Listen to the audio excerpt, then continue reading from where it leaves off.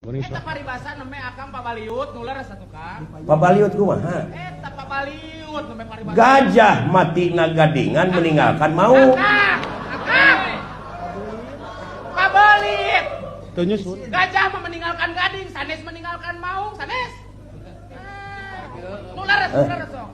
Singsak bejaan nu balik ka kumaha? Anak kumana bejaan madura mah teu bisa. Singsak anak bejaan. Kieu ya Kang nyarioskeun paribasa teh. Singsak. Gajah paeh ninggalkeun gading. Eta mah bener. Jurik sia meni ruas aing. Itu yang ditekan paribasa teh. Maung paeh ninggalkeun belang. Nya. Manusa paeh ninggalkeun jasa.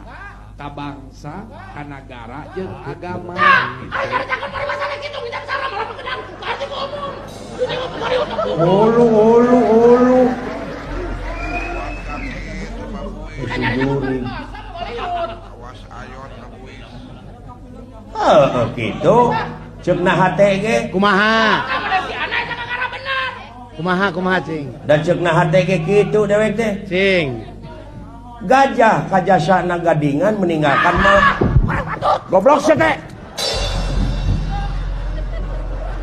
Buat ngelentang gitu. Gak sarentang geus eta tuh.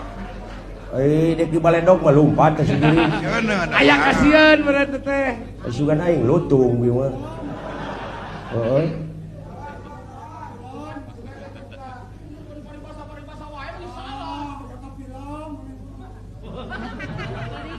Gitu.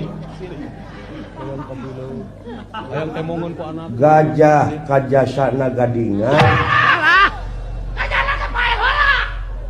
Gajahna teh paeh heula, kayak gading ka dituna. Hai tu ka hareup atuh. Ngomong di kumaha kitu salah bukan hal kitu lain. Hai tu atuh. waduh eta ngomong lain lamun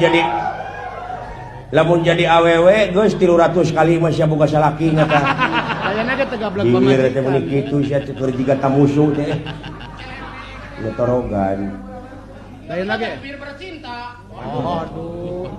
Tapi teu boga pamajikan. bina-bina paingan kontrak wae saya rupa Eta mah ngontrak mah kodrati Gusti. lain kodrati Gusti siana teu mikir Hambur teh nya Kang. da pangeran mau nguarek ngarobah nasib di moal Kontrak. dua ti si lain kudu ngarobahna Ada dapur-dapur wae buka duit itu.